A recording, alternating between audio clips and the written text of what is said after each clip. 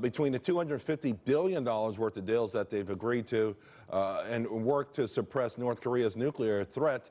This is Trump's first trip to Asia, and so far it is a big win under his belt. Joining me now to discuss, Daniel Griswold, Mercatus Center Senior Research Fellow, and Riley Walters, Heritage Foundation Asian Study Centers Research Association. Riley, let me start with you here, because the list of American companies involved in these deals are, of course, a who's who, from Boeing, General Electric, Qualcomm, Ford, Goldman Sachs, Air Products, Honeywell, Dow, Caterpillar, Cheniere Energy. Yeah, I know some of these obviously were in the pipeline already, but this $250 billion is a pretty good number. You're right. It is pretty significant. Obviously, the hopes and dreams of the administration was to sort of meet or match or even go higher than the trade deficit, which they've been so focused on. But all in all, I mean, I think so far from President Trump's trip to China, he's certainly getting the takeaways he'd like to see.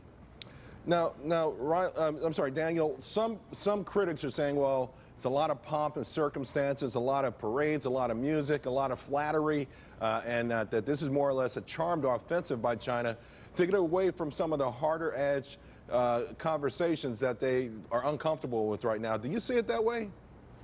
I think there's some truth to that. $250 billion is a lot of money. I think this is a takeaway for the president. It's a little more showmanship maybe than hard substance. You know, as you said, a lot of these deals were in the works. It's non-binding. It's spread out over 20 years. $100 billion of that is direct investment in the United States, which is good, but that's $100 billion that's not buying U.S. exports. So this deal, whatever amount is truly there, is going to have no impact on our bilateral deficit with China, which I think the president is exaggerating the impact of that anyway. The deficit stabilized. Imports from China are only growing 2% a year. And well, by the way, stabilized at what's the number though? 360 or something? It's an outrageous number. Well, it'd be nicer if it stabilized at a much lower number, wouldn't it?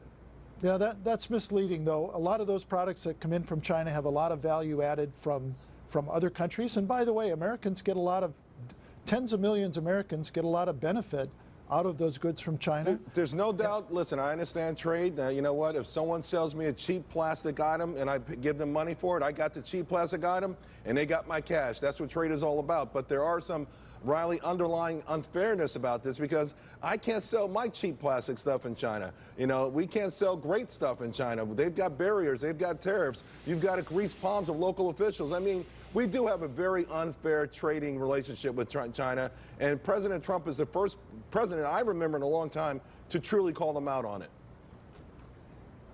Riley?